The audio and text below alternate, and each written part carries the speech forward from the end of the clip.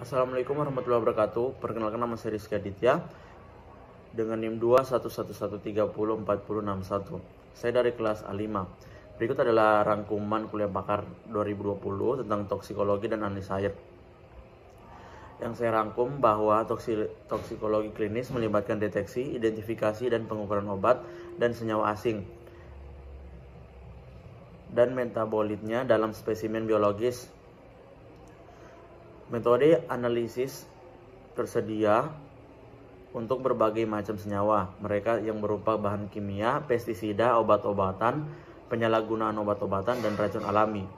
Badan Narkotika Nasional Republik Indonesia atau BNN adalah sebuah lembaga negara non-kementerian Indonesia yang mempunyai tugas dan tanggung jawab dalam melaksanakan tugas negara di bidang pencegahan, penyalahgunaan, dan peredaran narkotika atau bahan adiktif lainnya, kecuali bahan adiktif untuk tembakau dan alkohol. Adapun beberapa tingkatan toksitas menurut kategori LD50. Yang pertama, super toksik itu kurang dari 50 mg per kilogram. Yang kedua ada amat toksik, itu 5 sampai 50 mg per kilogram. Yang ketiga sangat toksik, itu 50 sampai 100 mg per kilogram.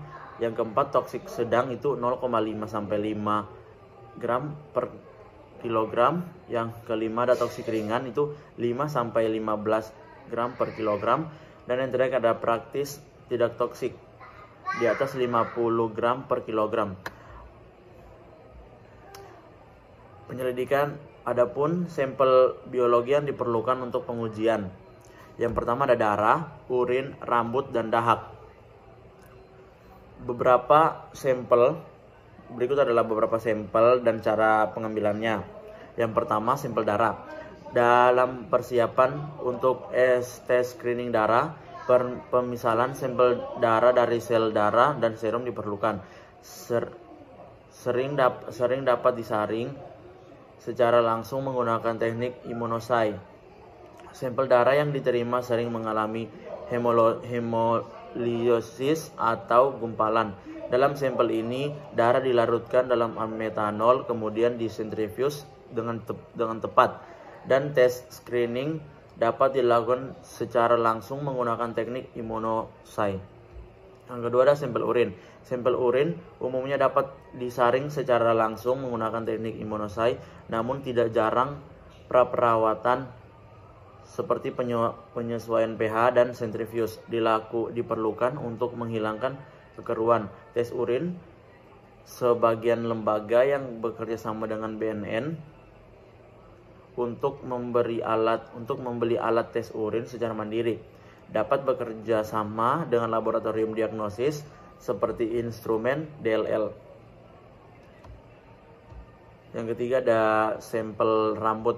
Sampel rambut berwarna coklat atau hitam diproduksi eumelanis, yaitu 5 sampai 6 dihydrogenol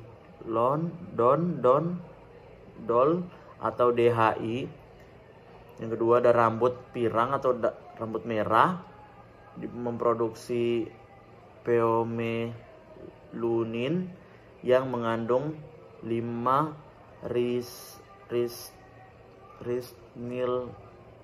risninil sampai 5 nopa dibandingkan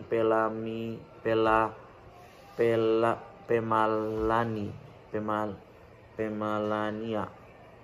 Adapun hal-hal yang diperlukan pada saat pengambilan sampel rambut, yang pertama disarankan 1 bulan setelah pemakaian. Yang kedua diambil dengan cara digunting. Yang ketiga disarankan untuk pengguna narkoba teratur dan kronis. Yang keempat disarankan untuk pengguna golongan ATS dan cocoin. Yang kelima, sebelum dilakukan pemeriksaan laboratorium, penting dilakukan pemeriksaan. Yang keempat ada sampel dahak. Sampel dahak yang perlu diperhatikan saat mengambil, yaitu ada yang pertama diambil 10 menit setelah pemakaian. Yang kedua disarankan untuk pengguna narkoba yang baru selesai menggunakan. Yang ketiga hanya mendeteksi narkoba dengan dihisap. Yang keempat, menggunakan alat khusus untuk menampung dahak. Yang kelima, memberi kendala pada penggunaan yang memiliki dahak minum narkoba. Salah satu efeknya adalah membuat mulut menjadi kering. Yang keenam, konsentrasi narkoba sangat kecil. Dan yang terakhir, preparasi sampel di laboratorium menggunakan konsentrasi narkoba sangat kecil. Berikut adalah rangkuman dari kuliah toksik, pakar toksik.